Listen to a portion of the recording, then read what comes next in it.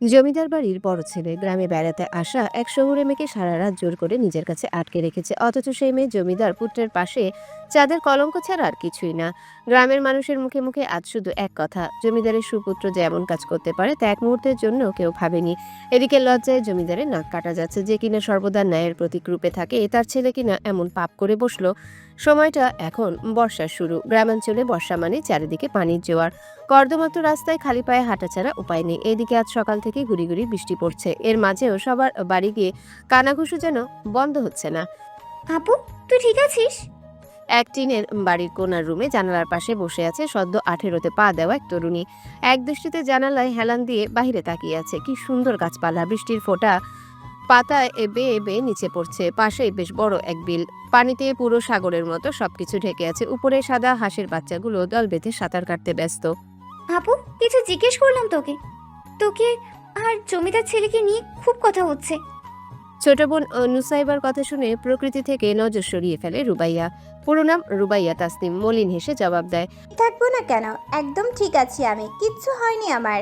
আমি তো কোনো পাপ করিনি, লোকের কথায় আবার কিসের ভয়?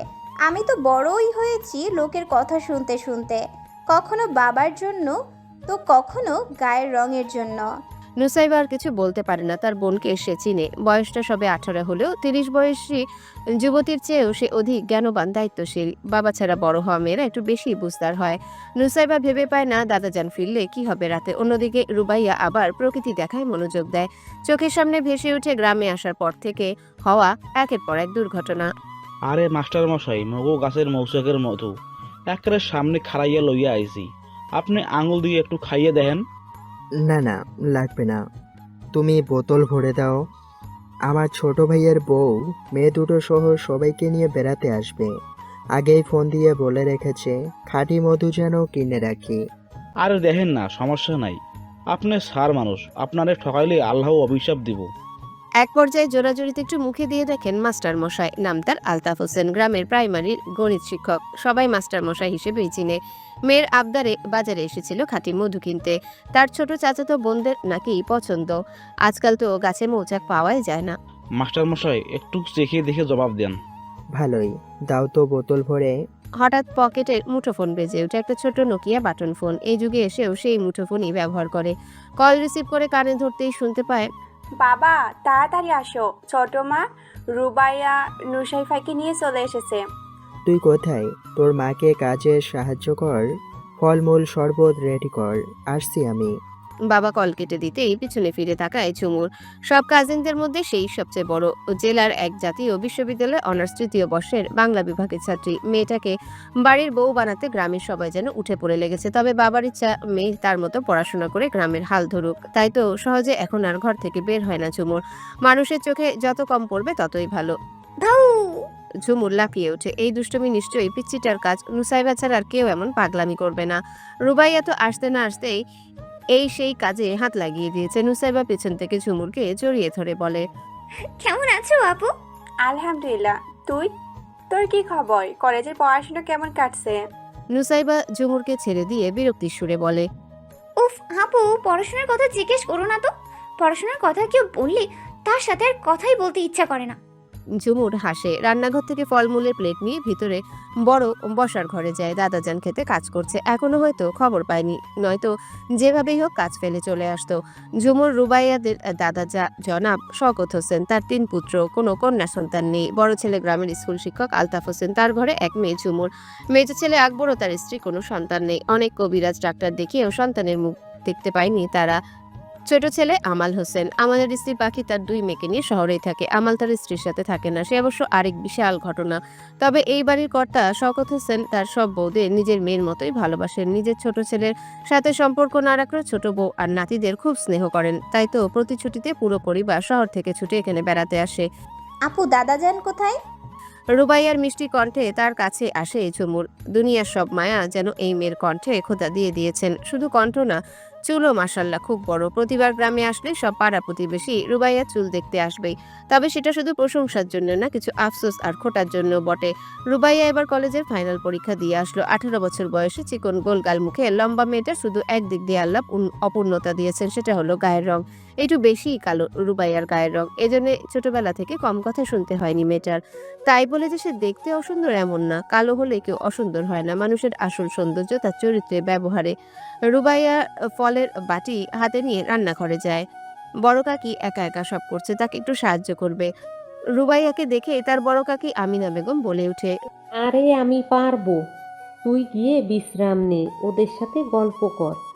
সমস্যা নেই বড় মা, দাও, আমি কিছু গুছিয়ে দিচ্ছি। আর বলিস না, তোর বড় বাবাকে পাঠিয়েছি মধু আনতে, আসার নাম নেই। ওইদিকে তোর দাদা আজকের মধ্যে ক্ষেতের সব কাজ করে আসবে। আগামীকাল জমিদার বাড়ি যেতে হবে। রুবাইয়া ভ্রু কুঁচকে প্রশ্ন করে, জমিদার বাড়ি? এখনকার দিনে জমিদার বাড়ি আছে নাকি? এখন নেই, তবে আগে তো ছিল। আহসান তালুকদারের পূর্বপুরুষরা সবাই জমিদার ছিল। তিনি নিজে বর্তমানে গ্রামের মেম্বার। তাদের মতো অর্থবান 4 গ্রামে আর দুটো নেই। মূলত আহসান তালুকদারে সবাই জমিদার মেনে সম্মান করে। গ্রামের সবার সব বিচার আচার, সমস্যার সমাধান সে আর তার ছেলে মিলেই করে। ছেলে অবশ্য বিদেশ থেকে পড়াশুনো করে এসছে। বাহ, খুবই ইন্টারেস্টিং তো। দাদাজান যাবে কেন? ওই ক্ষেতের কিছু ফসল নিয়ে হিসাব নিকাশ কি যেন, পুরুষ মানুষদের বিষয় আর কি। ও, হঠাৎ ভিতর থেকে ডাকাডাকি শুনতে পায় রুবাইয়া। হয়তো দাদাজান আর বড় বাবা এসেছে। সে ফলের বাটি বড় মাকে দিয়ে দৌড়ে ভেতরে চলে যায়। তা ছোট মেয়ের তো বয়স হচ্ছে, বিয়েটি দিবি না নাকি? সাথে একে তো বাবা আলাদা থাকে, তার উপর গায়ের রং কালো। মুক্তার কথা শুনে অনেকটা কষ্ট পায় পাখি। মায়ের সামনে মেয়েকে নিয়ে বাজে কথা বলতে কিছু লোকের একটু বিবেকে বাঁধে না। মুক্তা রুবাইয়ার মেজো চাচি, তবে তার একটা পরিচয় আছে। পাখির ছোট্ট চিলে কোঠা সুখের সংসারটা ভাঙার কারিগরও বলা চলে ওকে। এই জন্য এই বাড়ির কেউ ওকে পছন্দ করে না। শুধু পাখির অনুরোধে সবাই একটু ভালো ব্যবহারের চেষ্টা করে। আসলে নিজের আপন মানুষটা যদি ঠিক না থাকতে পারে, তো অন্যকে সবকিছুতে দায়ী করা যায় না। হয়তো পাখির কপালে এসব লেখা ছিল। দীর্ঘ 16 বছর যাবৎ সে সিঙ্গেল মাদার, স্বামী থেকেও নেই। একা হাতে শহরে চাকরি করে মেয়ে দুটোকে বড় করছে। বড় মেয়েটা তো খুব কম বয়স থেকেই মায়ের সাথে সংসারের হাল ধরেছে। পাখি নিজেকে শক্ত করে বলে ওঠে, না গো মেজো দাদি, ওকে বিয়ে দিব না এত জলদি। অনেক কষ্টে বড় হয়েছে আবার মেয়ে দুটো। আমি চাই না অনিশ্চিত ভবিষ্যতে ওরা জড়িয়ে পড়ুক। তার থেকে পড়াশোনা করে ভালো কোনো জায়গায় গেলে ইনশাল্লাহ ভালো কিছু হবে। মুক্তা ন্যাকা সুরে বলে, তা তো বুঝলাম, কিন্তু কিন্তু আর কি দাদি, গায়ের রঙও তো কথাই বলবে তো, যে একে তো বাবা নেই, দেখতে কালো, আর যদি বয়স বেড়ে যায় তাহলে কেউ বিয়ে করবে না, এইসব তো বলবে। আমি জানি আমার রুবাইরা গায়ের চাপা, শ্যামলা বর্ণের। আরে ছোট, তুই তো রেগে যাচ্ছিস, আমি তো ভালোর জন্যই বললাম। বুঝেছি মেজু দাদি, ভালোর জন্যই বলছো। তবে আমিও তোমাকে বলে রাখি দাদি, দেখো আমার মেয়ের রাজকপাল হবে। আল্লাহ ততটা নির্দয় না। সারা জীবন এত কষ্ট করে যে বড় হয়েছে, তাকে রাজকুমারের বউ হওয়ার ভাগ্য খোদা দিবে, এইটুকু বিশ্বাস আল্লাহর উপর আমার আছে। মুক্তা আর কিছু বলে না। আড়ালে তাচ্ছিল্যের হাসি হাসে শুধু। এই সমাজে মেয়েদের রূপই সব। কোনো মেয়ে মোটা, কালো, চিকন কিংবা খাটো মানে সে আবর্জনা। এদের কেউ বাড়ির বউ করতে চায় না। করলেও সারা জীবন খোটা শুনতে হয়। এরা নাকি আবার হবে বড় বাড়ির রাজবউ। মিঠে ছড়া গ্রামের জমিদার বাড়ি। আশেপাশে 4 গ্রামও এমন বিশাল বাড়ি দেখা যায় না। আহসান তালুকদারের মা ছিলেন কলকাতার মানুষ। বাবা ছিলেন ভ্রমণ পিপাসু ব্যক্তি, দেশে বিদেশে ঘুরে বেড়াতেন। তারই পরিপ্রেক্ষিতে কলকাতা ঘুরবার সময় পরিচয় হয় তার আহসানের মায়ের সাথে। অবশ্য এই দুই বাঙালিকে বিয়ে করতে খুব কাঠখড় পোড়াতে হয়েছিল। বাবা গত হওয়ার পর মায়ের ইচ্ছাতেই পুরনো জমিদার বাড়িটাকে নতুন আঙ্গিকে সাজিয়ে তুলে আহসান। কিছুটা কলকাতার রাজবাড়ির ছোঁয়াও আছে এতে। দোতলা বাড়িটা বিশাল জায়গা নিয়ে গোল করে বানানো। দেয়ালে নানান কারুকার্য ফুটে উঠেছে। মাঝখানে একটা উঠান, বাড়ির পেছনে আছে বড় পুকুর, চারিদিকে গাছপালা মিলে এক অপূর্ব সৌন্দর্যের নিদর্শন। যেন মনে হবে কোনো পুরনো উপন্যাসের কাল্পনিক কোনো বাড়ি। জমিদার সাহেব, আমাদের আজান বাবার কি খবর? শুনলাম সে নাকি বিদেশে পড়াশোনা শেষে দেশে ফিরেছে। জমিদার সাহেব চায়ের কাপে চুমুক দেন, হেসে জবাবে বলেন, আমার ছেলেকে তো চিনোই শওকত, ওকে কিছু বলে দিতে হয় না। ভেবেছিলাম বাইরে পড়াশোনা শেষে থেকে যাবে, তবে আমার ছেলে তার বাবার কাছেই ফিরে এসেছে। গ্রামে নাকি হাই স্কুল চালু করবে, লাইব্রেরি বানাবে, গ্রাম্য ডাক্তার আনার ব্যবস্থা করবে, আরও কত কি। তার স্বপ্নের কোনো শেষ নেই। শওকত কিছুটা খুশি হয়ে বলে, আহসান তালুকদারের ছেলে আজান তালুকদার বলে কথা। আজান বাবা তো আমাদের গ্রামের গর্ব। এখন ভালো মেয়ে দেখে বিয়ে দিলেই হবে। জমিদার সাহেব গর্বিত হয়ে হাসেন। শওকতকে ডেকেছিল একটা জমি বেচা কেনার ব্যাপারে কথা বলতে। কাজ শেষে বলল এক কাপ চা খেয়ে যেতে, সাথে কিছুটা আড্ডা। আহসান তালুকদারের আর কোনো ভাই নেই, তবে একটা বোন আছে। আর্থিক সমস্যার জন্য বছরে 12 মাসই স্বামী, এক ছেলে আর এক মেয়েকে নিয়ে এখানে থাকে। এতে অবশ্য জমিদারের কোনো আপত্তি নেই। এত অর্থ আল্লাপাক দিয়েছেন, বোনকে নিজেই খাইয়ে রাখতে পারবে। এইদিকে ছেলে এতদিন পর গ্রামে ফিরে ফুফাতো ভাই আর বন্ধুদের নিয়ে নদীর পাড়ে ঘুরতে গিয়েছে। কখন আসবে কে জানে। আপু চল না, নৌকায় উঠি। রুসাইবার কথায় রুবাইয়া দ্বিমত পোষণ করে। একে তো বিকেলবেলা ওরা দুবোন গ্রামের ছোট ছোট বাচ্চাদের সাথে একাই ঘুরতে চলে এসেছে, এখন যদি আবার নৌকায় উঠে, রুবাইয়া তো একদমই ইচ্ছে নেই সে পাগলামো করার। তার উপর ওরা সাঁতার জানে না। রুবাইয়ার করা শব্দে জানিয়ে দেয় তারা নৌকায় উঠবে না। তার উপর বর্ষাকালে একে তো আকাশ মেঘলা, নদীতেও বাতাসে ভালো স্রোত। তবে ছোট বোনের বারবার আবদার করায় সেও রাজি হয়েছে। মাত্র 2 বছরের ছোট বোন তার, অথচ সে নিজেই মায়ের মতো আগলে রেখেছে। রুবাইয়া পড়াশোনার পাশাপাশি সবসময় টিউশন করত, বোনকে এটা ওটা কিনেও দিয়েছে। নিজে যেভাবেই চলুক, ছোট বোনকে কখনো কোনো আবদার অপূর্ণ রাখতে দেয়নি। শেষে তাই হলো। নদীর পাশে বেঁধে রাখা এক নৌকায় ওরা দুজন উঠে পড়লো, সাথে আরেকটা বাচ্চা মেয়ে, মাঝবয়সী দুটো ছেলে। ছেলে দুটোর একজনের নাম রাব্বি, ও নাকি ভালো নৌকা চালাতে পারে। দড়ির গিট খুলে নৌকা চালানো শুরুও করে দেয়। গ্রামের বর্ষার সময় মনোমুগ্ধকর দৃশ্য। নদীর মাঝ বরাবর নৌকা চলছে, দুপাশে বড় বড় গাছপালা, একদিকে বাড়িঘর, মহিলাদের জন্য ঘাট, গরুর গোয়াল ঘর, অন্যদিকে পাকা রাস্তা। আর সামনে গেলে হয়তো ছোট ছোট কিছু দোকানও দেখা যাবে। অনেক হয়েছে রাব্বি, চল পিছনে ফিরে যাই। রুবাইয়া ফিরে যেতে তাড়া দিতে থাকে। একে তো সন্ধ্যা হয়ে গিয়েছে, তার উপর স্রোতের গতি বেড়েই চলেছে। তবে সমস্যাটা হয়ে যায় এখানে, রাব্বি ঠিকভাবে নিয়ে যেতে পারছিল না। তার উপর নৌকায় এক জায়গায় কাদা দিয়ে আটকে রাখা হয়েছিল। এত স্রোতে সেখানে ফুটো হয়ে সমান তালে পানি ঢুকছে। নুসাইবা ভয়ে চিৎকার করে ওঠে। আপু নৌকায় পানি উঠছে, আমরা ডুবে যাব না তো? রুবাইয়া বোনকে শান্ত করে। সেও ভয় পাচ্ছে। রাব্বি কোনো মতে নৌকা বাইয়ে পাড়ে নিয়ে আসার চেষ্টা করছে। কাছাকাছি আসতে আসতেই কোমর অব্দি পানি। এত ভারী হলে সবাই যেতেও পারবে না। রাব্বি ভয়ে ভয়ে বলে, আপু অনেক ভারী লাগতাছে, একজন কম হইলে সুবিধা বইতো। এখন কেমনে যামু বুঝতাছি না। রুবাইয়া 7-5 না ভেবে নিজেই নদীতে ঝাঁপ দেয়। সে কিছুটা সাঁতার জানতো, নৌকা ধাক্কা দিয়ে ওদের যেতে সুবিধা করে দেয়। তবে এইটুকু সাঁতারে নিজে আর স্রোতের সাথে পেরে ওঠে না, ভেসে তলিয়ে যেতে থাকে নদীতে। আপু চিৎকার করে ওঠে নুসাইবা। তবে সে কি করবে এখন? ওরা কোনো মতে নদী তীরে এসে ঘাস লতা পাতা টেনে উপরে উঠে যায়। নৌকা পুরো ডুবে যায়। তবে রুবাইয়া, সে তো নদীতে ডুবে যাচ্ছে। সবাই চিল্লাচিল্লি করতে সাহায্য চাইতে থাকে। অনেকদিন পরে আইলা আজান তালুকদার, বাইরে যে গ্রাম বইলা যেও না। বাবার পরে তুমি কিন্তু আমার ছোট জমিদার হইবা। চা দোকানদারের কথায় মুচকি হেসে আজান জবাব দেয়, তা তো আমি জানি কাকা, বাবা গ্রামের জমিদার। একে তো বয়স বাড়ছে, তার উপর একে এত সামলানো খুব কঠিন হয়েছে। এর জন্য পড়াশোনা শেষ করে জলদি ফিরে আসলাম। কখন কি করবা ভাবছা কিছু? আমি ভাবছি গ্রামে হাই স্কুল চালু করব। প্রাইমারি অবধি পড়ে সবাইকে গাড়ি ভাড়া খরচ করে অন্য গ্রামে যেতে হয়। এই সমস্যাটা এখন সমাধান করতে হবে।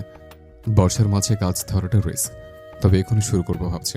আর জেলা হাসপাতালের কথা বললাম, সরকারি ডাক্তার একজন গ্রামে আসবে শীঘ্রই। আমাদের যে স্কুলের পাশে ছোট পুরনো বাড়িটা আছে না, সেখানে থাকার ব্যবস্থা করে দিব ডাক্তারকে। আজান বসে বসে সবার সাথে আড্ডা দিতে থাকে। সাথে আছে বন্ধু শামীম, জুনায়েদ আর ফুফাতো ভাই রিজভি। জুনায়েদ পেশায় চাকরিজীবী আর শামীম আপাতত বেকার। রিজভি এখনো পড়াশোনা করছে, নেক্সট ইয়ার গ্র্যাজুয়েশন শেষ হবে। কথার মাঝে সবাই চিল্লাচিল্লি শুনতে পায়। আজান বলে ওঠে, ভাই চল তো সবাই থেকে, কি হয়েছে দেখে আসে। রুবাইয়া প্রায় ডুবেই যাবে এমন অবস্থা। কোনো রকমে হাত পা লাফাচ্ছে, বাকিরা তো চিল্লাচ্ছে শুধু।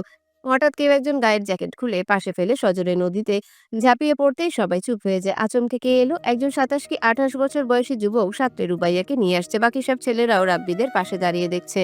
আজান ঝাঁপিয়ে পড়েছে মেয়েটাকে বাঁচাতে। একটু পর রুবাইয়াকে নিয়ে আজান উপরে উঠে আসে। শিট, মেয়েটি সেন্সলেস হয়ে গেছে। তোমরা ওর পায়ের তলায় আর হাতের তালুতে ঘষে দাও, কুইক। নুসাইবা দৌড়ে এসে তাই করতে থাকে। আজান রুবাইয়ার দিকে তাকিয়ে দেখে ভিজে শরীরে অবস্থা খুব খারাপ। পাশ থেকে নিজের জ্যাকেটটা নিয়ে শরীরের উপর দিয়ে দেয়। এখন অক্সিজেন দিতে হবে। 7-5 না ভেবে বুকে হালকা চাপ দিয়ে কোলের উপর মাথাটা টেনে রাখে। ঠোঁট দুটো একটু প্রসারিত করে নিজের ঠোঁট ছুঁয়ে দেয়। এদিকে পাশের বাড়িঘর থেকেও গ্রামের কিছু মুরব্বীরা চলে এসেছেন। সবাই চুপচাপ শুধু দেখছে। যে কারণেই হোক এভাবে একজন পরপুরুষ এক মেয়েকে ছুঁয়ে দিচ্ছে, সেটা আসলেই লজ্জার বিষয়। তবে জমিদার পুত্র কারো জীবন বাঁচাতে সেই কাজ করেছে বলে কেউ কিছু বলার সাহস পাচ্ছে না। আজান অন্যদিকে না থেকে একটু পরপর এভাবে মুখ লাগিয়ে শ্বাস দিতে থাকে। আগে মেয়েটাকে বাঁচানো দরকার। রাতের আকাশে আজ মেঘের খেলা, চাঁদের দেখা মেলার সুযোগ নেই। একটু পর আবারও হয়তো বৃষ্টি শুরু হবে। আবহাওয়া অফিস থেকে জানানো হয়েছে কয়েকদিন পর এদিকে জেলাগুলোতে খুব বড় বন্যা হবে। আগে থেকে যেন সবাই প্রস্তুতি নিয়ে রাখে। জমিদার বাড়ির দোতলা এক ঘরে আজান তালুকদার এখন একা। ঘরে জানালা খুলে বাহিরের আকাশ দেখছে। যদিও বিশাল নারিকেল গাছের বাগান থাকতে আকাশ দেখতে চাওয়াটা বোকামি। তার উপর আজানের রুমটা একদম বাগানের সাইডে পড়েছে। আজান বিকালের কথা মনে পড়ছে খুব, সেই শ্যামল বরণ মেয়েটার কথা। জ্ঞান ফিরতে কি লজ্জাটাই না পেল। সবাই যেভাবে দেখছিল, লজ্জা না পেয়েও উপায় নেই। আজান আনমনে হাসে। এখনো গ্রামের মানুষ সুশিক্ষিত হতে পারল না। মেয়েটার চুলগুলো খুব সুন্দর। একা একা বলে আজান। আসলে মেয়েটার চুলগুলো একদম কোমর ছাড়িয়ে নিচে পড়েছিল। যখন দৌড়ে চলে যাচ্ছিল তখনও পিছন থেকে সবার চোখ ওর চুলেই পড়েছিল। তবে সেসব কথা মাথা থেকে ঝেড়ে ফেলে দেয়। এখন একটু কানে হেডফোন দিয়ে গান শুনতে শুনতে একা ঘুরতে ইচ্ছা করছে। আজান ভাবে এত রাতে একা একা বের হওয়া ঠিক হবে কিনা। গ্রামের ছেলে হলেও দীর্ঘদিন বাইরে পড়াশোনার জন্য ছিল। সবকিছু কিছুটা হলেও অন্যরকম লাগছে। অবশেষে সুঠাম দেহের লম্বা পুরুষ মানুষটি গায়ে চাদর পেঁচিয়ে বেরিয়ে যায়। ওদের বাড়িটা যেহেতু গোল, তাই বাহিরে বেরোতে মাঝের উঠানটা পার হতে হয়। সেখানে নানান আলপনা শখ করে এঁকে রেখেছে। আজান জানে এটা কার কাজ। সে আসবে শুনেই হয়তো নতুন করে পুরো বাড়ি সাজিয়েছে। বের হতে নিতেই সামনে এসে আলপনা আঁকা ব্যক্তি এসে দাঁড়ায়। আজান বিরক্ত হয়। আজান আর তার রাত্রে বিলাস করা হবে না। মুখ ঘুরিয়ে চলে আসতে নিতেই তার পট আটকে দাঁড়ায় 20 বছর বয়সী এক যুবতী। দুধে আলতা গায়ের রং যেন অন্ধকারে ফুটে উঠেছে। যার রূপের সামনে পুরো গ্রামের মেয়েরা তুচ্ছ। খুব আবেগী সুরে মেয়েটা বলে ওঠে, আজান ভাই, তুমি আসার পর একবারও আমার সাথে দেখা করলা না? চলো একসাথে রাত্রি বিলাস করি। আমাকে একা ছেড়ে দে পিউ। আজান আর এক মুহূর্ত দাঁড়ায় না। পিউ অসহায় ভঙ্গিতে দাঁড়িয়ে আজানের চলে যাওয়া দেখতে থাকে। কি আজব এই দুনিয়া। যে মেয়ের রূপের আলোয় পুরো গ্রামের ছেলেরা অন্ধ, সেই মেয়ে নিজের ভালোবাসার মানুষটাকে কাছে থেকে এতটুকু অ্যাটেনশন পায় না। এতটা বছর যাবত যাকে নিজের সবটা দিয়ে ভালোবেসে গেল, সে কি কোনোদিনও বুঝবে না? একতরফা ভালোবাসা থেকে যন্ত্রণাদায়ক অনুভূতি এই পৃথিবীতে আর দ্বিতীয়টা নেই, কখনোই হবে না। পিউ চোখের জল মুছে নিজের রুমে চলে যেতে থাকে। আজান একবার পেছনে ফিরে পিউয়ের চলে যাওয়া দেখে কিছুটা শান্ত গলায় বলে ওঠে, আজান তালুকদারকে রূপের ছাতুতে আটকানো যাবে না রে পিউ।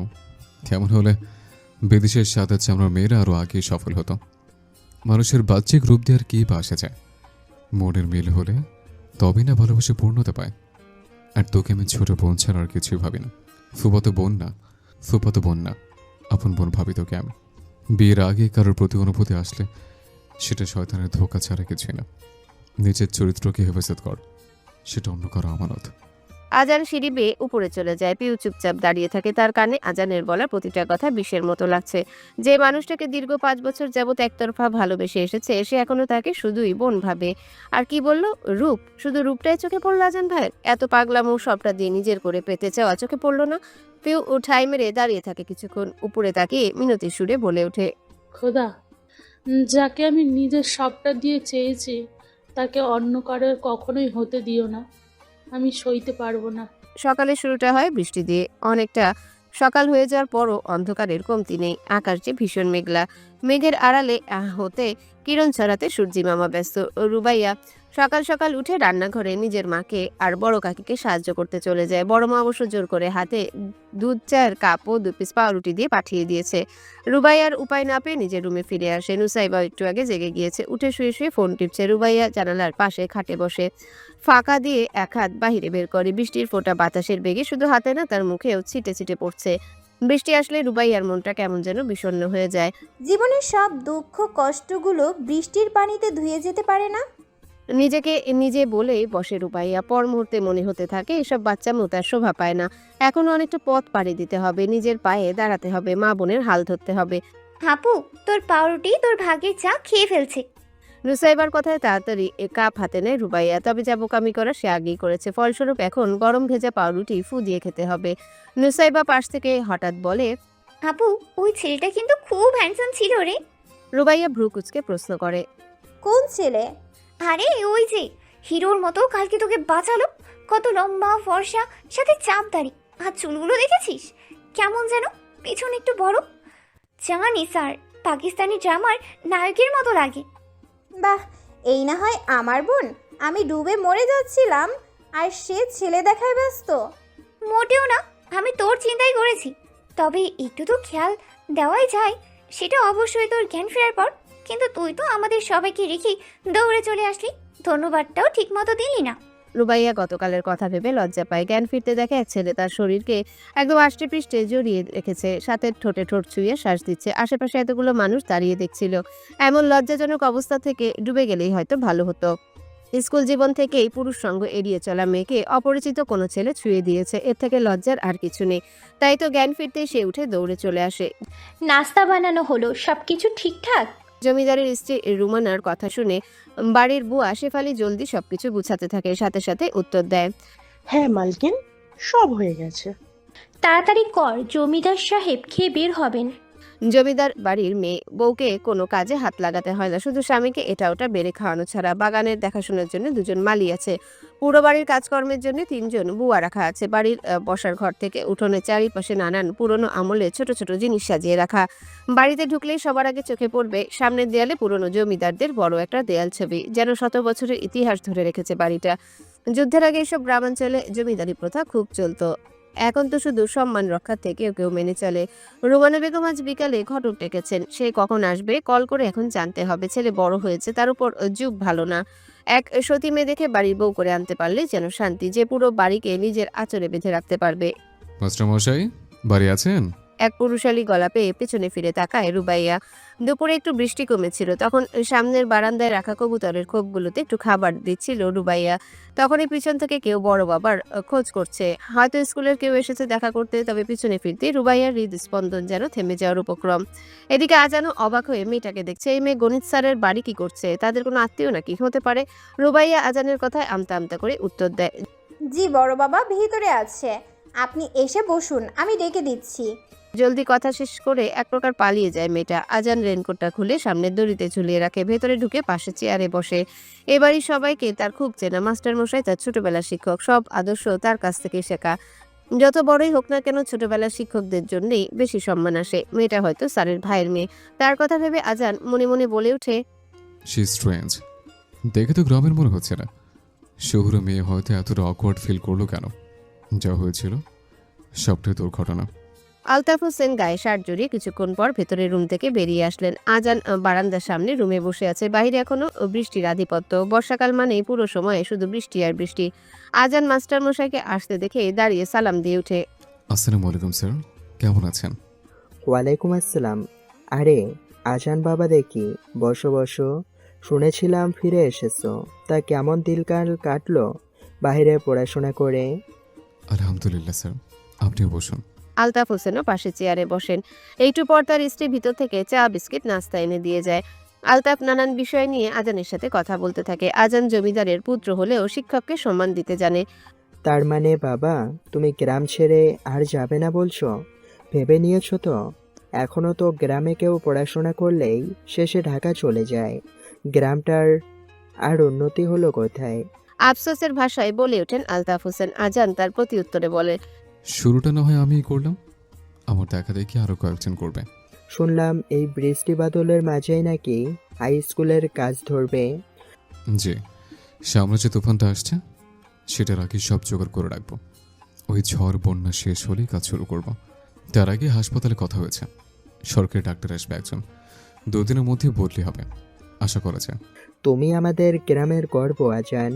দেখি জমিদার বংশের হাত ধরে গ্রামের হাল ফিরে নাকি। ইনশাআল্লাহ ভালো কিছু হবে। আমি এসেছিলাম এসে ব্যাপারে আপনার সাথে কথা বলতে। হ্যাঁ, আপনি স্যার মানুষ, বুঝবেন ভালো কোনটা কিভাবে করতে হয়। তুমি আমাকে বলেছো এই অনেক, যা করার শুরু করো, আমি আছি সাথে। কোনো পরামর্শ বা সাহায্য লাগলে সাথে সাথে জানিয়ে দিবে।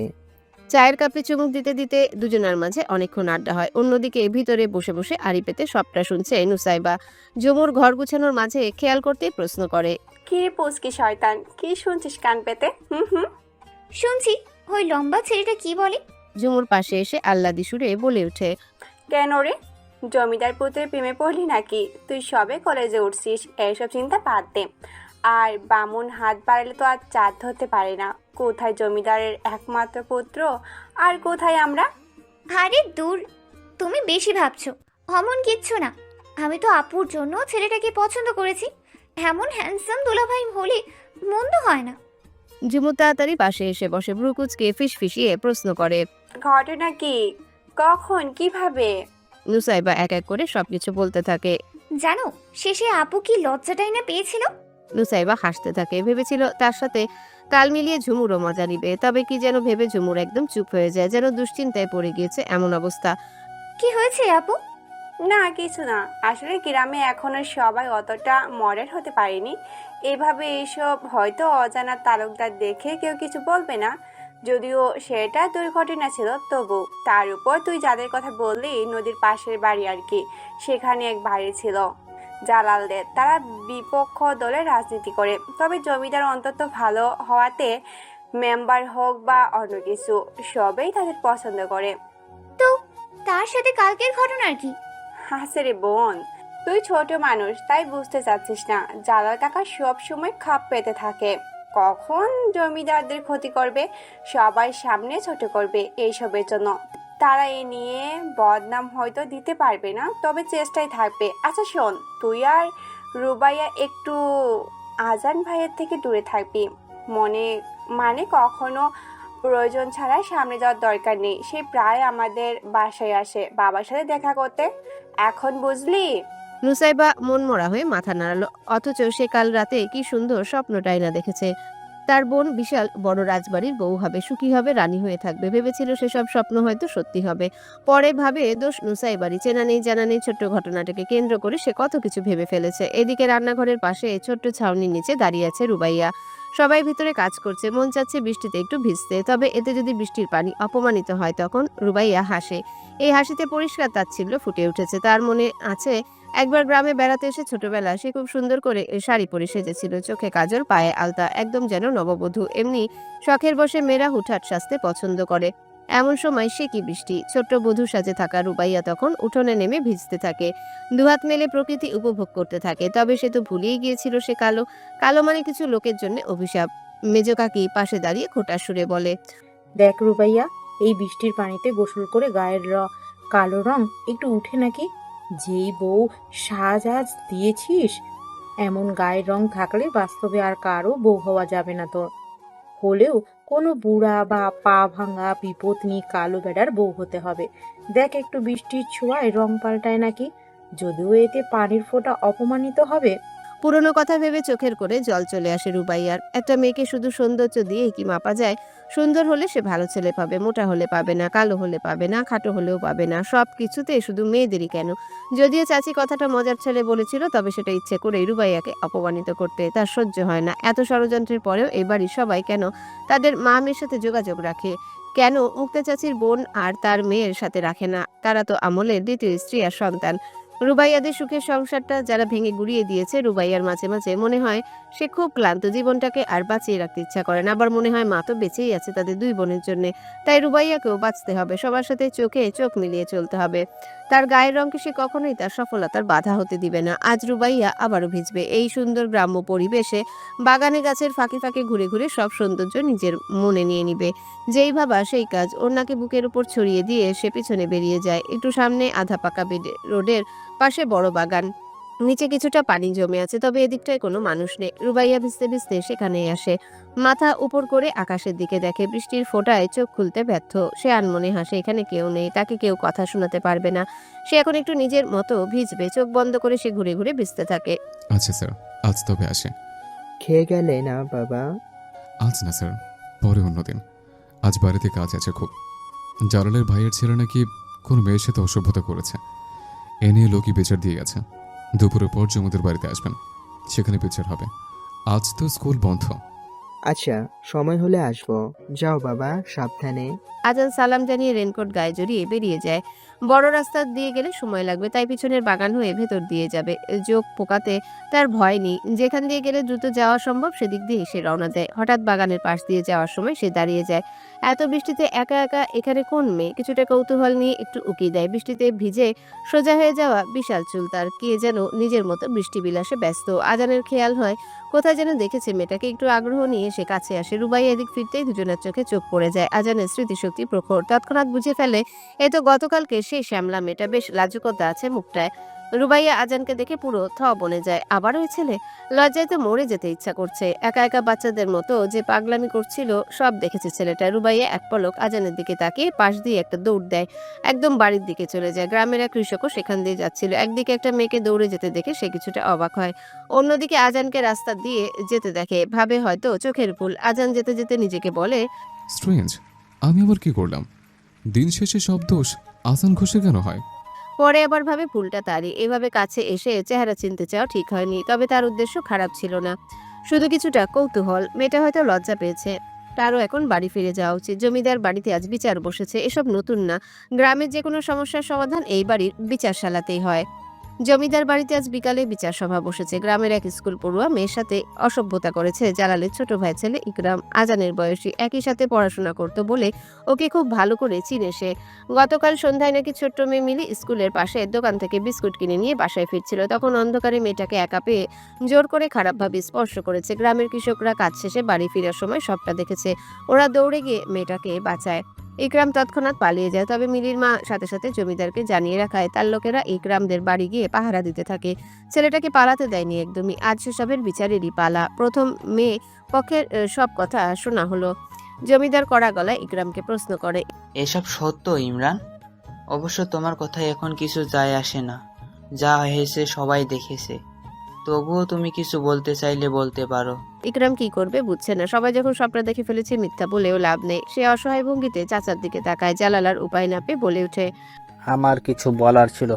উপস্থিত সবাই বিরক্ত হয়, তবে কেউ প্রকাশ করতে পারে না। সামনে জমিদার সাহেব আছেন, তিনি যা বুঝবেন সেটাই ভালো।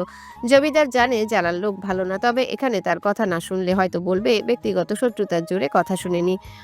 জমিদার ইশারায় জালালকে বলতে বলে। জালাল যেন এই সুযোগে ছিল। সে এক পলক মিলির বাবার দিকে তাকায়। মিলির বাবা গরিব মানুষ, তার উপর ছোট্ট মেয়েটার এত বদনাম হওয়াতে আগেই ভেঙে পড়েছিল জালাল। তাই তার সাথে আগেই কথা বলে নিজের কাজ অর্ধেক হাসিল করে রেখেছে। এখন বাকিটা হলেই হলো। একটু কাশি দিয়ে জালাল বলে, বলছিলাম যে জমিদার সাহেব, ইকরাম ছোট মানুষ, না বুঝতে পেরে ভুল করে ফেলেছে। এর শাস্তি আমি নিজে ওকে দিব, কথা দিচ্ছি। সবার সামনে 100 বেতের বাড়ি দিব। তবে তারপর? সবাই অধীর আগ্রহে জালালের দিকে তাকায়। জালাল আরেকবার মিলির বাবার দিকে তাকিয়ে বলে, তারপর মিলিকে আমরা বাড়ির বউ করে নিয়ে আসব। এতে দুই পক্ষের জন্যই ভালো। ছেলেকে এখন আঘাত করে শাস্তি দিব, আর মিলিকে বাড়ির বউ করে ওদের পরিবারের সম্মান বাঁচাবো। মিলির বাবাও সায় দিবে আশা করছি। উপস্থিত সবাই প্রথমে বেশ অবাক হয়, তবে যতই হোক গ্রামের মানুষ, তাদের কাছে মেয়ের জীবনের থেকে লোকের কাছে সম্মানটা বড়।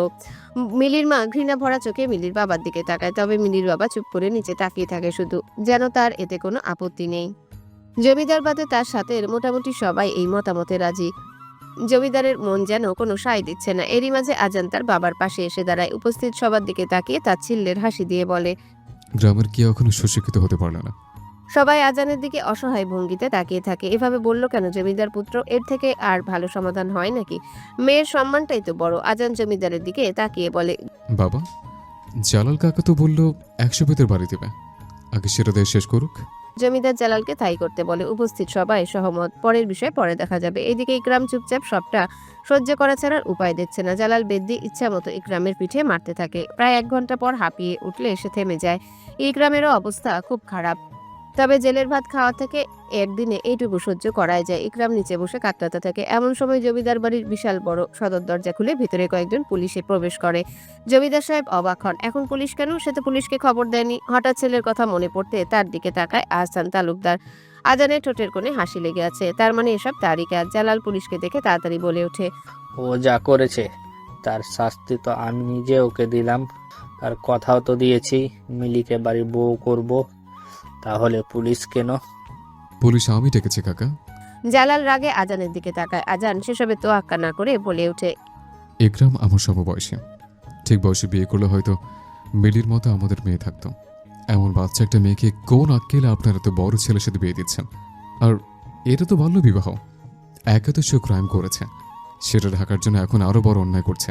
কেউ কিছু বলছে না। আসলে কি তারা ভুল করছিল? হয়তো ভুলই, তবে এখন কি করবে? এই মেয়েকে তো কেউ বিয়েও করবে না। আজান সবাইকে চুপ থাকতে দেখে বলে, আপনাদের কাছে কি বাচ্চা মেয়েটার জীবন থেকে সম্মান বড়? আসলে নামায় এতদিনেও আপনাদের মেন্টালিটি চেঞ্জ হল না। একটা প্রাইমারিতে পড়া বাচ্চা বিয়ের পর সংসার করবে কিভাবে? এত কম বয়সে গর্ভবতী হওয়াটাও ওর জন্য কত ঝুঁকিপূর্ণ জানেন? আর তাও কার সাথে থাকবে? ইকরামের মতো অমানুষের সাথে, যাদের বাসার সব পুরুষে এক একজন নেশাখোর, রাত হলে বাইরে ছালে গিয়ে পড়ে থাকে। এত কিছুর পর যেন মিলির বাবা সহ্য করতে পারে না। দৌড়ে এসে জমিদারের পায়ে লুটিয়ে পড়ে। কাঁদতে কাঁদতে এই প্রথম মুখ খুলে বলে, আপনার ছেলে ঠিকই বলেছে জমিদার সাহেব, মেয়ে আমার কাল থেকেই অসুস্থ, মুখে একটা দানাও নেয়নি। সেই অমানুষের সাথে বিয়ে দিয়ে ওকে একেবারে মেরে ফেলে দিতে যাচ্ছিলাম। খুব বড় পাপ করছিলাম আমরা, আমাকে ক্ষমা করে দিন। জালালের মেজাজ যেন এখন তুঙ্গে। এত করে বোঝানোর পরেও শেষে সব ভেস্তে গেল। ইকরাম ওর আগে আজানের দিকে তাকিয়ে থাকে। এই প্রতিশোধ ওর থেকে নিয়ে ছাড়বে। জালালের নিজের কোনো ছেলে নেই, ভাইয়ের ছেলেকেই তাই আদর দিয়ে বড় করেছে। এখন এসব দেখে খুব কষ্টে নিজেকে সামলে নেয়। ইকরামের কানের কাছে ফিসফিসিয়ে বলে, বাবা চিন্তা করিস না, তোকে দ্রুত ছাড়িয়ে নিব আমি। খুব সম্মান না ওদের, কথা দিচ্ছি। গ্রামের সবার সামনে এই জমিদারের ইজ্জত যদি না ডুবিতেছি, আমিও তোর চাচা জালাল না। আর কথা হয় না কারোর মাঝে। পুলিশ হাতে হ্যান্ডকাপ লাগিয়ে টেনে হিঁচড়ে নিয়ে যায় ইকরামকে। উপস্থিত কেউ আর বাধা দেয় না, যেন জমিদার পুত্রের বিচারে সবাই খুব খুশি। জমিদার নিজেও ছেলের কথার কাজে গর্বিত। সে যে দ্বিধাদ্বন্দ্বে ছিল, তার ছেলে নেই। এ ছেলে তার থেকেও ভালো জমিদার হয়ে দেখাবে। রাতের আকাশে আজ চাঁদের দেখা মিলেছে। বিকাল থেকেই ঠান্ডা আবহাওয়া, তবে বৃষ্টি পড়ছে না, এটা অবশ্য ভালো কথা। একটানা বৃষ্টিতে এমনি ফসলের খুব ক্ষতি হয়েছে। এখন দুদিনে একটু রোদ লাগলে ভালো। কাল দেখা যাবে সকালে রোদ উঠে নাকি। শওকত হোসেন খাবার টেবিলে বসে রুটি ছিঁড়ে ছিঁড়ে মুখে দিচ্ছেন। সাথে তার বড় আর মেজো ছেলে পাখি আর আমেনা বেগম রান্নাঘরে রুটি বেলে বেলে ছেঁকে দিচ্ছে। মুক্তা এনে সবাইকে এটা ওটা খাবার বেড়ে দিচ্ছে। মুক্তা ভাবে এখন কথা তুলবে কিনা, শেষে নিজের মনের কথা সবার সামনে বলেই ফেলে। বাবা, বলছিলাম যে আপনার ছোট ছেলেকেও এবার আসতে বলেন, আর কতকাল এভাবে দূরে দূরে রাখবেন? তার শরীরটাও শুনেছিলাম আজকাল তেমন ভালো না। মুক্তার কথায় তার স্বামী তার দিকে তাকায়, তবে কিছুই বলে না। বাবা পরিবার আর বউয়ের ঝামেলায় সে বরাবরই চুপ থাকতে পছন্দ করে। সে কারো হয়ে কখনো কিছু বলে না। মুক্তার কথায় শওকত পরিষ্কার গলাতে জবাব দেয়, যে নিজের স্ত্রী সন্তানের প্রতি দায়িত্ব পালন করতে পারে না, পরিবারের কথা না ভেবেই পাপে জড়িয়ে যায়, তার সাথে আমার কোনো যোগাযোগ নেই। কিন্তু বাবা, তার দ্বিতীয় স্ত্রীও তো এ বাড়ির বউ, তারও তো সবকিছুতে অধিকার আছে। মেজো বউ, তুমি ওই বাড়ির বউয়ের মতো থাকো, শাশুড়ি হতে যেও না। কার কিসের অধিকার আছে না আছে বেঁচে থাকতে সেটা আমি বুঝবো, আর তোমার পরে বড় বৌমা বুঝবে। মুক্তা বেশ অপমানিত বোধ করে। তাদের খাওয়া শেষ করেই রুমে চলে যায়। এতক্ষণ পাশেই রান্নাঘর থেকে সবাই সব শুনছিল। রুবাইয়াও সেখানে বসা। একটু পর সে উঠে পিছনে ছোট বারান্দার রুমে চলে যায়। জানালা দিয়ে শান্ত প্রকৃতি দেখতে দেখতে ভাবে, দাদা বেঁচে থাকা অবধি এই বাড়িতে তাদের অধিকার থাকবে। হয়তো মেজো চাচি এত ভালো না যে সবার সম্পর্ক রক্ষায় এই কথা বলেছেন। আসলে নুসাইবা যখন পেটে ছিল তখনই মুক্তার আপন বোনের সাথে আমাল হোসেনের সম্পর্কে জড়িয়ে পড়ে। এর কারিগর অবশ্য মুক্তা নিজেই। সে চেয়েছিল এ বাড়িতে ধীরে ধীরে সবকিছুতে তার রাজত্ব হোক। গোপন সম্পর্কে বিয়েও করেছিল আমাল। তার দ্বিতীয় ঘরেও নাকি একটা মেয়ে আছে, নুসাইবার থেকে কয়েক মাস ছোট। বোঝা যায় বিয়ে ছাড়াই অবৈধ সম্পর্কের ফল সেই মেয়ে। এক প্রকার চাপে পড়ে দ্বিতীয় বিয়ে করেছে আমাল, নয়তো শেষবার পা ধরেও মাফ চেয়েছে। সে কখনো রুবাইয়াদের ছাড়তে চায়নি। তবে মুক্তার ষড়যন্ত্রে সব শেষ হয়। তখন থেকে রুবাইয়ার মা স্বামীর সাথে সব সম্পর্ক ছিন্ন করে। তার কাছে বিশ্বাসঘাতকতার কোনো জায়গা নেই। একা হাতেই দুই মেয়েকে মানুষ করা চারটেখানি কথা না, তবে সে তাই করে দেখিয়েছে। আপু, তুই সব সময় এমন চুপচাপ থাকিস কেন? আর এত গভীর ভাবনায় ডুবে থাকিস কেন?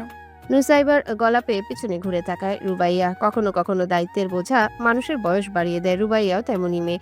সে শুধু মলিন হাসে, জবাব দেয় না কোনো। সময়ের সাথে সাথে এই নীরবতায় সবকিছু জবাব দিয়ে দিবে। মধ্যরাতে চুপি সারে নিজের রুম থেকে বের হয় পিউ। আশেপাশে সব রুমে সবাই ঘুমাচ্ছে। এই সুযোগে নিজের ভালোবাসার মানুষটার ঘুমন্ত মুখটা একবার দেখলে মন্দ হয় না। পিউ ধীর পায়ে আজানের রুমের দিকে যেতে থাকে। একটা নতুন সকাল। আজ সকাল থেকে সূর্যি মামার দেখা মিলেছে। বর্ষাকালে একদিন সূর্যের দেখা মেলা মানে বিশাল কিছু। সকাল থেকে ভিজা কাপড় শুকানো, পাতা কুড়ানো, উঠোন পরিষ্কার করা, এই সেই কাজে গ্রামের মহিলারা ব্যস্ত। মেন রোড দিয়ে সকাল সকাল বাইক চালিয়ে আসছে একজন যুবক, কাঁধে বিশাল ব্যাগ ঝুলানো, মুখে কিছুটা বিরক্তির ছাপ। পেশায় সে একজন ডাক্তার, সরকারিভাবে গ্রামে তাকে পাঠানো হয়েছে, যদিও তার এদিকে আসার একদমই ইচ্ছে ছিল না। গ্রামের পরিবেশে থেকে সে একদমই অভ্যস্ত না। তবে আদ্রিয়ান নিরুপায়, কাজের জন্য তাকে থাকতেই হবে। স্কুলের পাশে বালু সিমেন্টের স্তূপ দেখে বোঝা যাচ্ছে মাঠের একপাশে বিল্ডিং বানানোর কাজ শুরু হবে। এর কিছুটা পিছনে বড় আমবাগান। স্কুলের আশেপাশে তেমন বাড়িঘর নেই, শুধু ছোট ছোট কিছু চায়ের দোকান আছে। সেই আমবাগানের ভিতরে এক বাগান বাড়ি। বাগান বাড়িতে একজন কেয়ারটেকার রাখা। মূলত আদ্রিয়ান আসবে শুনেই আজান সেই কেয়ারটেকারকে ঠিক করে রেখেছে। বৃদ্ধ চাচা এই বাড়ি দেখাশোনা, রান্নাবান্না সবকিছু করে ডাক্তারের সাথেই থাকবে, যেন ডাক্তার সাহেবের একা থাকতে তেমন অসুবিধা না হয়। আদ্রিয়ান এসে দেখে সেই বৃদ্ধ তাকে নেওয়ার জন্য দাঁড়িয়ে আছে। সালাম জানিয়ে বৃদ্ধ বলে ওঠেন, চলেন ডাক্তার সাহেব, আপনারে নিয়ে যাই। জি। আদ্রিয়ান বাইক থেকে নেমে কাঁধের ব্যাগটা বাইকের উপর রাখে, তারপর টেনে নিয়ে গাছের পাকে পাকে চিকন আঁকাবাঁকা রাস্তা দিয়ে বাগানের ভিতর যেতে থাকে। বাগান বাড়িটার সামনে এসে থামতেই আদ্রিয়ানের বাড়িটা বেশ পছন্দ হয়। ভেতরে গিয়ে দেখে আরো সুন্দর। মাঝখানে বড় বসার ঘর, পিছনে রান্নাঘর, দুপাশে দুটো করে রুম আছে। আদ্রিয়ানের বাঁ পাশের রুমটা পছন্দ হয়। জানালা দিয়ে স্কুলের মাঠ দেখা যাচ্ছে, সাথে ছোট একটা বারান্দা। বারান্দায় দাঁড়ালে গাছগাছালি, পাখির কুহু ডাক, সাথে বৃষ্টি বিলাস। বাহ, গ্রামে আসায় যতটা খারাপ লাগছিল, এখন এই পরিবেশ দেখে ততটাই ভালো লাগছে। সাহেব, বাড়ি পছন্দ হয়েছে? আপনি বিশ্রাম নেন, আমি নাস্তা বানাইয়া নিয়ে আসি। কিছু লাগলে আমার সাথে সাথে সাথে বললেন। আদ্রিয়ান মাথা নাড়ে, ব্যাগটা পাশে রেখে বিছানায় হেলান দিয়ে শুয়ে পড়ে। এতটা পথ পাড়ি দিয়ে আসে, সে খুব ক্লান্ত। কলেও কারোর সাথে কথা বলতে ইচ্ছে হচ্ছে না। মেসেজে মাকে জানিয়ে দেয় সে ঠিকঠাক পৌঁছে গিয়েছে। তারপর চোখ বুঝতেই যেন রাজ্যের ঘুম নেমে আসে। শর্মা, এক গ্লাস পানি এনে দে তো। কাশি দিতে দিতে কথাটা বলে ওঠেন আমাল হোসেন। আজকাল শরীরটা খুব খারাপ থাকে। গ্রামের ডাক্তার দেখিয়েও কোনো রোগ ধরা যাচ্ছে না, হয়তো শহরে গিয়ে দেখাতে হবে। তবে স্ত্রীর বা মেয়ের যেন এতে কোনো জোর নেই।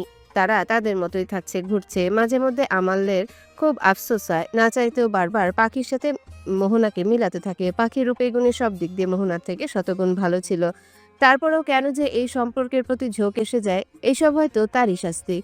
মোহনা স্বামীর অসুস্থতায় কোনো দায়িত্বই পালন করতে চায় না, নিজের মতো ঘুরে বেড়ায়, এখানে সেখানে যায়। তার কোনো চাচাতো ভাই প্রায়ই আসে বাসায়, তখন মোহনার মন খুব ভালো থাকে। আমাল সাহেব বারবার নিজেকে বোঝানোর চেষ্টা করে এটা তার ভুল ধারণা। স্ত্রী যতই খারাপ হোক, অন্তত অন্য পুরুষের সাথে না অমন করবে না। তবে অবাধ্য মনে বারবার সে খেয়ালই আসে।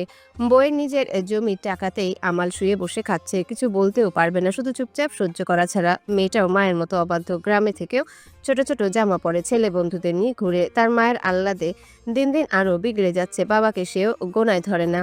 আমালের মনে হতে থাকে এই জীবনের থেকে মৃত্যু অনেক ভালো। তবে শেষবার প্রথম স্ত্রী সন্তানদের দেখার খুব ইচ্ছা। জানে তাদের সামনে আমাল বিশ্বাসঘাতকতা কাপুরুষ ছাড়া কিছুই না, তবুও শেষ বয়সে একবার অন্তত তাদের দেখতে চায়, একটু মা যেতে চায়। তবে মোহনা সেটা হতে দিবে নাকি আল্লাহ জানে। ইদানিং কাশির সাথে একটু একটু রক্তও বেরোচ্ছে। ক্যান্সারের অনেক লক্ষণই তার মাঝে আছে। এই ভয় থেকেও ঢাকায় টেস্ট করাতে যায় না আমাল। যদি অমন কিছু হয় তখন তাহলে তো মোহনার অবহেলা আরো বেড়ে যাবে। দীর্ঘশ্বাস ফেলে আমাল আবার ডাকতে থাকে, ওগো, কোথায় তুমি? বুকে খুব ব্যথা করছে, এক গ্লাস পানি দিয়ে যাও। মোহনা ভিতর থেকে রাগে হনহন করতে করতে বেরিয়ে আসে। বিরক্তি নিয়ে খাটের পাশে গ্লাসটা রেখে বলে, এত শুয়ে বসে থেকো না তো। আর কতকাল বইয়ের টাকায় খাবে? কিছু করতে না পারলে ভিক্ষা করতে নামো। আমাল অসহায় ভঙ্গিতে বইয়ের দিকে তাকায়। এই মহিলা একসময় কত ভালোবাসা দেখাতো, আর এখন? আমাল চোখের জল আটকে বলে, শরীরের যে অবস্থা, ভিক্ষা করতেও পারবো না। বলছি তুমি কিছু টাকা দিলে। উফ, মরতে পারো না? বারবার টাকা টাকা। শুনো, নিজের বাপের কাছে চাও, তোমার ভাগের সম্পদ সব চেয়ে আনো। সেই টাকা দিয়ে যত খুশি চিকিৎসা করবে, আর বাকি সব মেয়ের নামে লিখে দিবে। ওরও তো ভবিষ্যৎ আছে নাকি? আমাল চুপ করে থাকে, আর কিছুই বলতে পারে না। অসুস্থ স্বামীর সামনে বসে স্ত্রী তার মৃত্যু কামনা করছে। এই দৃশ্য আসলেই বিরল। আমালের আর পানি তৃষ্ণা অনুভব হয় না। পাশে গ্লাসটা রেখে সে চুপচাপ শুয়ে পড়ে। আপু, ওই হ্যান্ডসাম ছেলেটা আবার এসেছে রে। ওই যে জমিদারের ছেলে তোকে বাঁচিয়েছিল। নুসাইবা ফিসফিসিয়ে রুবাইয়ার কানে কানে কথাটা বলে ওঠে। রুবাইয়া বসে বসে কাঁথা সেলাই করছিল, তার হাতের কাজ খুব নিপুণ। এমন সময় নুসাইবার কথা শুনে বেখেয়ালিতে হাতে সুচ ফুটে যায়। আহ, দেখি দেখি। আপু, ইস, কি করলি? থাক, এতটুকুতেই কিছু হবে না। রুবাইয়া নিজের কাজে মন দেয়। কেন যেন জমিদার পুত্রের এই বাড়ি আসা তার পছন্দ না। ছেলেটা যতক্ষণ আক্তার কাকার সাথে কথা বলে রুবাইয়া পিছনের রুম থেকে বেরিয়ে হয় না। লজ্জা লাগে ভীষণ। বারবার এই ছেলের সামনে লজ্জাজনক পরিস্থিতিতে পড়তে হয়। তার মানে এখন আর অসুস্থ হলে দূরে যেতে হবে না? বলেই হো হো করে হেসে ওঠেন মাস্টার মশাই। আজান ডাক্তার আসার খবরটাই দিতে এসেছিল।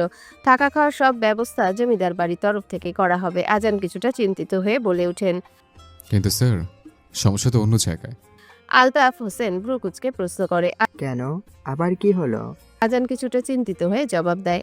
গ্রামের অবস্থা তো জানেন স্যার, মানুষ এখনো খুব কুসংস্কারে বিশ্বাস করে, তার উপর কবিরাজি এসব। আমি বলছি না কবিরাজি চিকিৎসা খারাপ, তবে ডাক্তারের চিকিৎসার প্রয়োজন তো আরও বেশি। যতটুকু নিজেদের লোক দিয়ে খবর পেলাম, গ্রামের দুজন কবিরাজ খুব ক্ষেপে আছে ডাক্তার আসায়। হতে পারে ডাক্তার বা আমার কোনো ক্ষতি করে বসে। সে তো খুব চিন্তার বিষয়। জি, নিজেকে নিয়ে আমার ভয় নেই। তবে ডাক্তার আদ্রিয়ান শহরে ডাক্তার। প্রথমে তার আসার কোনো ইচ্ছে ছিল না, তবে এক প্রকার জোর করেই কাজের জন্য আসতে হয়েছে। এর মাঝে যদি সবাই তাকে টার্গেট করে তখন তো আরেক সমস্যা। স্যার, আপনি একটু আশেপাশের মানুষকে বুঝিয়ে দিন, এসব কবিরাজি চক্করে যেন ডাক্তারের ওপর মানুষ ক্ষেপে না যায়। কথায় কথায় অনেকটা সময় পার হয়ে যায়। আজানের এবার বেরিয়ে যাওয়ার সময়। বৃষ্টি আসার আগেই বের হতে পারলে ভালো। আজান উঠে বের হতে নিতেই হঠাৎ ভিতরের ঘরে চোখ পড়ে। রুবাইয়া বিছানা গুছাচ্ছিল। আজান এক পলক তাকিয়ে ঘুরে চলে আসে। এই মেয়ের সামনে আসলে তার বুকটা কেমন যেন করে। কেন করে জানেন, একটা অদ্ভুত অনুভূতি হয়। মেয়েটা কালো হলেও একটা মায়া আছে মুখটায়। একা একা বিড়বিড় করে বলে আজান। তবে এসব মাথা থেকে ঝেড়ে ফেলে দিয়ে আজান ভাবে আগে ডাক্তারের সাথে দেখা করতে হবে, তারপর বাবাকে বলে হাই স্কুলের কাজ শুরু করতে হবে। ঝড় আসতে বেশি দেরি নেই। আমি আজান ভাইকে মন থেকে ভালোবাসি মা। এই বাড়ি সম্পত্তি এসব লোভে না। প্রিয়র কথায় কোনো হেলদোল নেই পাপিয়ার। সে জমিদার বাড়ির মেয়ে, স্বামীকে নিয়ে এই বাড়িতেই থেকে গিয়েছে। এই বাড়ির সম্পত্তির উপর তার ভীষণ লোভ। প্রেম করে গরিবের ছেলেকে বিয়ে করে খুব আফসোস করতে হয়েছিল। শেষে ভাইকে বুঝিয়ে শুনিয়ে কেঁদে এই বাড়িতেই থাকতে শুরু করে। তবে এভাবে আর কতদিন? আজানের বউ আসলে তো তখন ঝামেলা শুরু হবে। সে চায় তার মেয়ে আজানের বউ হোক, তাহলে বাড়িতে তার অবস্থান আরো শক্ত হবে, কেউ আর বের করতে পারবে না। এমনিও ভাবির সাথে তার তেমন মতের মিল হয় না। তবে আজানের মা কখনো থাকা খাওয়া নিয়ে খোটা দেয়নি। তবুও পাপিয়া চায় ভাবির সাথে সমান তালে তাল মিলিয়ে সবকিছু নিজের আয়ত্তে রাখার। এই জন্য নিজের মেয়েকে বিয়ে দিতে চায় আজানের সাথে। তবে পিওর এসব কোনো লোভ নেই, টাকা জমিদারি এসব কিছু চায় না। সে শুধু আজানকে চায়। আজান তালুকদারের অর্ধাঙ্গিনী হতে চায়। সে তুই যে কারণেই বিয়ে কর, তবে বিয়ে আজানকেই করবি। দেখ কোনোভাবে তোর প্রেমে ফেলতে পারিস নাকি। পিউ কিছু বলে না। তার মায়ের এসব কথা তার ভালো লাগে না। সে রুম থেকে বেরিয়ে দোতলায় চলে যায়। আজানের রুম এখন ফাঁকা। ভিতরে গিয়ে বিছানায় বসে হাত বোলাতে থাকে। একা একা বলে ওঠে, আমি তোমাকে অসম্ভব ভালোবাসি আজান ভাই। তোমার সব কিছুতে শুধু আমার অধিকার থাকবে। প্লিজ অন্য কাউকে তোমার ছুতে দিও না, আমি শেষ হয়ে যাব। রাতের আকাশটা বেশ নীরব, শো শো করে বাতাস বইছে। আজ সন্ধ্যায় হালকা বৃষ্টি হয়ে আবারও থেমে গিয়েছে। বড় কোনো ঝড় আসার আগে কয়েকদিন আবহাওয়া একটু শান্ত থাকে। প্রকৃতির এই নীরবতা যেন সেই ঝড়েরই আভাস দিচ্ছে। রুবাইয়া জানলা খুলে বসে আছে। এই জায়গাটা যেন তার জন্য নির্দিষ্ট। সবসময় এখানটায় বসে সে ভাবনায় ডুবে থাকে। সামনের চেয়ার টেনে একটা মোমবাতি জ্বালিয়ে নেয় রুবাইয়া। নুসাইবা অন্যদিকে ঘুমে কাতর। রুবাইয়া সেই মোমবাতির সামনে বসেই নিভু নিভু আলোতে কৃষ্ণপক্ষ উপন্যাসটা পড়ছে। শেষটা পড়ে রুবাইয়ার খুব খারাপ লাগে। মুহিব কেন মারা গেল? গাড়িতে এত এত লোক থাকতে ওকেই কেন পরকালে যেতে হলো? হঠাৎ বাতাসে মোমবাতিটা নিভে যায়। রুবাইয়া নতুন করে আলো জ্বালায় না। আসলে বাস্তব জীবনটাও ঠিক এমনই, একটা ছোট্ট মোমবাতির মতো। কখন হুট করে দমকা হাওয়া এসে নিভিয়ে দিবে টেরই পাবে না আমরা। রুবাইয়া বইটা চেয়ারের একপাশে রেখে জানালা লাগিয়ে দেয়। আচ্ছা, তাকে কি কেউ কোনোদিনও ভালোবাসবে না? যতই নিজের মতো জীবনটা চালিয়ে যাক, কখনো কখনো খুব একাকিত্ব অনুভব হয়। এই গায়ের রঙে কি কেউ নিঃস্বার্থভাবে ভালোবাসতে পারবে না? কানে হেডফোন লাগিয়ে গান শুনতে থাকে, নিজেও সুরে সুর মিলাতে থাকে। এরা সুখের লাগি চাহে প্রেম, প্রেম মেলে না, শুধু সুখ চলে যায় এমনই মায়ার ছলনা। গানের সুরে সুরে সে নুসাইবার পাশে বিছানায় শুয়ে পড়ে। ওদের মা ঝুমুরের সাথে শুয়েছে, আর দুবোন এখানে। রুবাইয়া চোখ বুজে নিলেও ঘুম আসছে না। আজকাল মনটা কেমন যেন আনচান করে উঠে। মনে হয় সামনে খুব বড় কিছু হতে চলেছে, যেন জীবনের নতুন অধ্যায় পা দিতে যাচ্ছে। তবে কি সেই অধ্যায়? নতুন পৃষ্ঠায় লেখা কি থাকবে? রুবাইয়া জবাব পায় না। নানান ভাবনায় ধীরে ধীরে চোখের পাতা লেপটে আসে। একটা নতুন সকাল।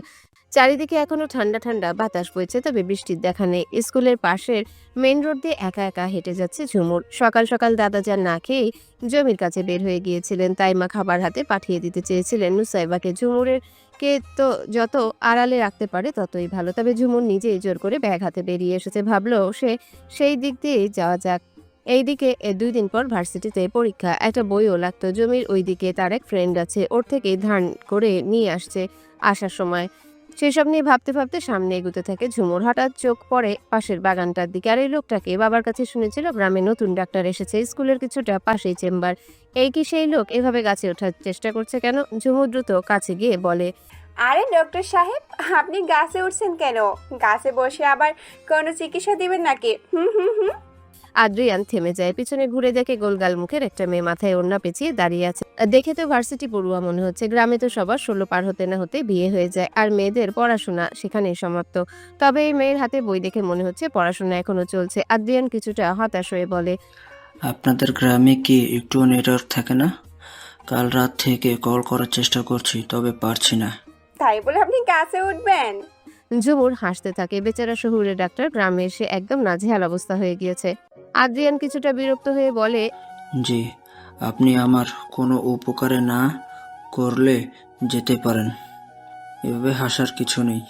ডাক্তার সাহেব দেখি রেগে যাচ্ছেন।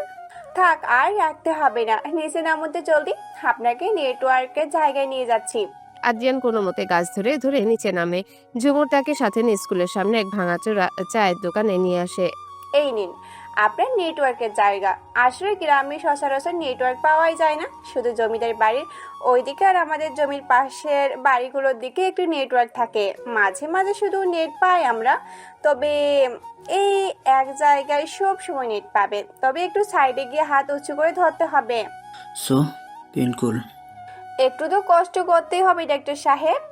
আপনাকে থ্যাঙ্কস, খুব উপকার করলেন।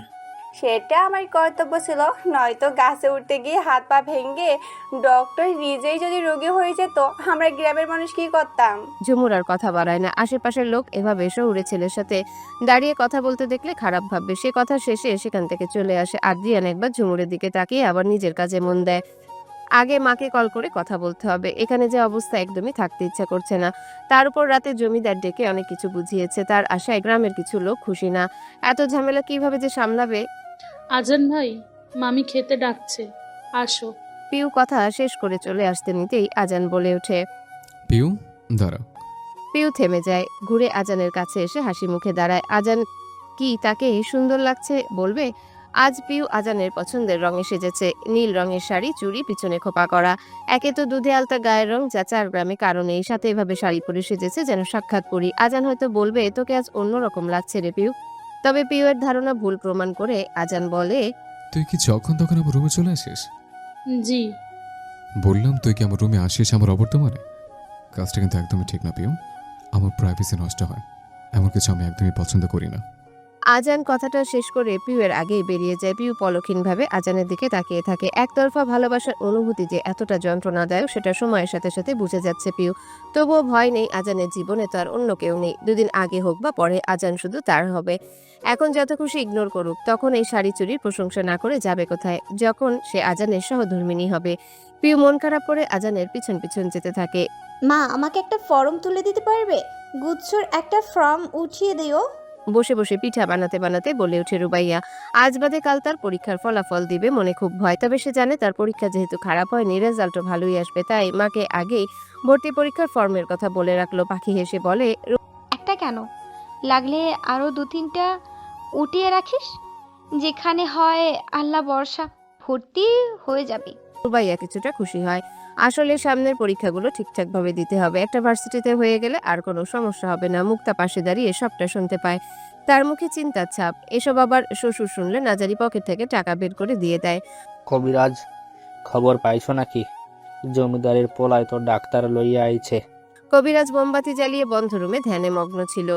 জালালের কথা শুনে চোখ মেলে তাকায়। ইদানিং এমনিতেও গ্রামের মানুষ আর আগের মতো দোষ প্রেতাত্মায় বিশ্বাস করে না। তার উপর এখন ডাক্তার স্থায়ী হলে তো আরো সমস্যা হয়ে যাবে। জালাল কবিরাজের পাশে এসে বসে আর বলে ওঠে, এতদিন তো দুইজনে মিল্লা ভালো ব্যবসা করছি। মসজিদের আগের ইমামদারে মিথ্যা বদনাম দিয়া সরাইয়া দিছিলাম। ওই হালাই কয় জিন নিয়ে নাকি ব্যবসা করতে পারবো না, জিনের আসর না হইলে নাকি মিথ্যা কইতে পারবো না। তুমি কও, এখন তো মানুষ সতর্ক হইয়াই চলে। জিন কি সারাদিন আমাগো গ্রামে আইসা বইসা থাকবো? একটু মিথ্যা নাটক না করলে টেকা কামামু কেমনে? এখন আবার এই ডাক্তার আইসা পড়েছে। সব দোষ ওই আজান তালুকদারের। এখন তো সবাই সব কিছুতে ডাক্তারের কাছেই যাইবো। কবিরাজ জোরে জোরে শ্বাস নিতে থাকে। এই আজানকে গ্রামের সবার সামনে যেভাবেই হোক খারাপ বানাতে হবে। এই বিদেশ থেকে পড়াশোনা করে এসে পুরো গ্রামটাকে পাল্টে দিচ্ছে, তার উপর হাই স্কুল হলে সবাই আরো শিক্ষিত হয়ে যাবে, তখন ব্যবসায় লাল বাতি। না না, এসব হতে দেওয়া যাবে না। কবিরাজ গম্ভীর গলায় বলে, হেই জালাল, তুমি ওই আজানের উপর নজর রাখবা। দেখো কোনো মদ বা মাইয়া নেশায় জড়িত আছে নাকি। না থাকলেও সুযোগ বুঝা ফাঁসাইয়া দিবা। আরে ওরে খারাপ বানাইলেই ওর সব কাম এমনিই বন্ধ হইয়া যাইব।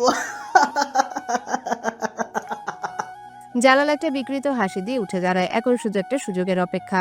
এবার কোনো সুযোগ পেলেই হলো। মিথ্যা বদনাম দিয়ে গ্রাম ছাড়া করে ছাড়বে ওই জমিদারের ছেলেকে। জমিদারও তখন ন্যায় বিচার করতে নিজ ছেলেকে কি করবে দেখার বিষয়। তার ইকরাম ছেলেকে ওই আজান 100 বেতের আঘাত খাইয়ে আবার জেলে ভরেছে। এমনি এমনি তো ওকে ছেড়ে দিবে না, নাকে খত দিয়ে পরে বের করবে গ্রাম থেকে। আজ সকাল থেকে হালকা হালকা বাতাস বইছে, কখনো কখনো বৃষ্টি পড়ছে, আবার কখনো কখনো থেমে যাচ্ছে।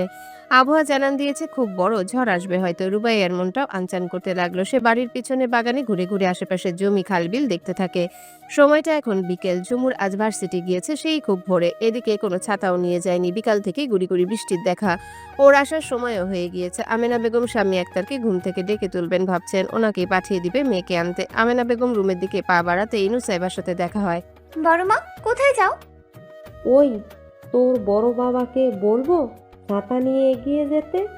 আকাশ মেঘলা হয়ে যাচ্ছে, কিভাবে দেখলি? স্কুলে গিয়ে দাঁড়াতে বলবো, যেন মেয়েটা আসলে সেখান থেকে নিয়ে আসতে পারে। বড় বাবাকে ডাকতে হবে না, আমিই যাচ্ছি। না না, তোকে যেতে হবে না। কিভাবে আকাশ অন্ধকার হয়ে যাচ্ছে, যদি ঝড় ওঠে? সমস্যা নেই, আমি জলদি চলে আসবো। ছাতা দাও তো। নুসাইবা এক প্রকার জোর করে ছাতা হাতে নিয়ে পিছনে বেরিয়ে যায়। এদিকে আকাশ অন্ধকার হতে দেখে রুবাইয়া ভিতরে চলে আসছিল। নুসাইবার সামনাসামনি হতে প্রশ্ন করে, এই ঝড়ের মধ্যে কোথায় যাচ্ছিস? চুমুর আপুকে নিয়ে আসি। তোর যেতে হবে না, যদি বৃষ্টি শুরু হয় তখন আমি যাচ্ছি। কিন্তু আপু। থাম তো, তুই যে বাদর আমি খুব ভালো করে চিনি। ঝুমুর আপুকে আনতে গিয়ে বারবার পুকুরে নামবি, পাশের নদীর পাড়ে যাবি, পরে একা পা পিছলে গেলে তখন তুই একটু উঠোন থেকে কাপড়গুলো উঠিয়ে নে, আমি আসছি। এসে টেবিলে পিঠা বের করে দিব, খাবি। এখন যা। নুসাইবার কথা বাড়ায় না। সে রুবাইয়ার হাতে ছাতা দিয়ে উঠোনে চলে যায় কাপড় উঠাতে। তখন চোখে পড়ে ঝুমুর অন্য রাস্তা দিয়ে আসছে। আপু, তুমি এদিক দিয়ে? হ্যাঁ। আরে আকাশের অবস্থা দেখছিস? ঝড় শুরু হয়ে যাবে যখন তখন। একবার শুরু হলে কাল সকাল অবধি থামবে না। তাই এই রাস্তা দিয়ে আসলাম, যেন মাঝপথে ঝড় শুরু হলে কারো বাসে ঢুকতে পারে। এদিকে গ্রামের সবাইকে তো চিনি। নুসাইবা চিন্তায় পড়ে যায়। ঝুমুর তো চলে আসলো, তবে রুবাইয়া তো ওইদিকে এতক্ষণে বের হয়ে গিয়েছে, ওকে ডাকতে যেতে হবে। নুসাইবাকে যেতে দেখে ঝুমুর বলে ওঠে, কিরে কোথায় যাচ্ছিস? কাপড় তো সব নিলি না? নুসাইবা ঝুমুরকে সব খুলে বলে। ঝুমুর জবাব দেয়, সমস্যা নেই, ও স্কুলে গিয়ে যদি দেখে আমি নেই তাহলে চলে আসবে। নুসাইবাও তাই ভাবে। রুবাইয়া হয়তো চলে আসবে, তবে ওর চিন্তার কোনো কমতি নেই। ভিতরে গিয়ে কাপড় গুছাতে গুছাতে ভাবে, মাকে বলবে নাকি একটা কল দিতে। নেটওয়ার্কের যে অবস্থা, কল দিয়েও লাভ নেই। এদিকে অনেকটা সময় হয়ে গেছে। নুসাইবার মন আর সায় দিচ্ছে না। বোনকে ডাকতে যাবে, তখনই চোখ যায় খাবার ঘরে টেবিলের উপর। পিঠের বাটি এখানে কেন? ও, আপু হয়তো জলদি ফিরে এসেছে। নুসাইবা ভাবে বাটি হয়তো রুবাইয়াই রেখেছে। সে পিঠা খেতে খেতে নিজের রুমে চলে যায়। এদিকে ঝুমুর এদিকে এসে ভাবে বাটি কোথায় গেল, সে তো এখানেই রেখেছিল। পরে ভাবে হয়তো কেউ খেয়ে নিয়েছে, সেও আর খোঁজ করে না। বসার ঘরে গিয়ে টিভি অন করে দেখতে থাকে। ধীর পায়ে হেঁটে হেঁটে স্কুলের সামনে এসে দাঁড়িয়েছে রুবাইয়া।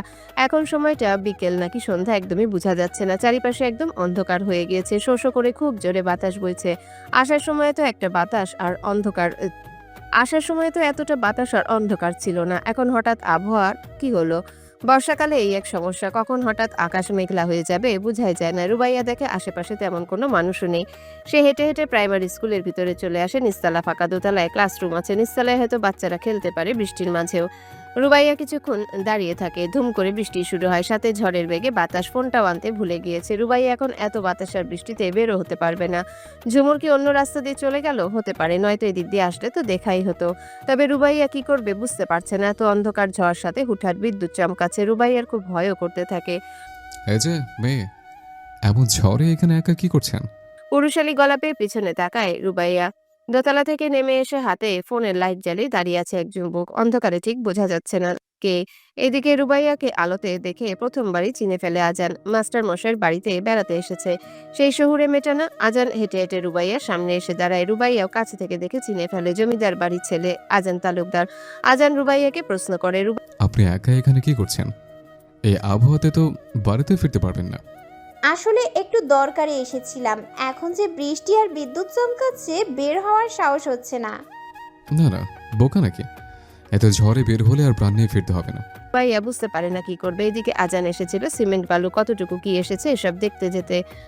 ঝড় থামলেই কাজ শুরু করবে হাই স্কুলের। তবে সেও আটকে পড়লো এদিকে এসে। এখন জমিদার বাড়ি অবধি যেতেও পারবে না। আজান কিছুক্ষণ চুপ করে ভেবে বলে, কিছু মনে না করলে চলুন আমরা ছাতা খুলে একটু পেছনে বাগানের দিকে যাই।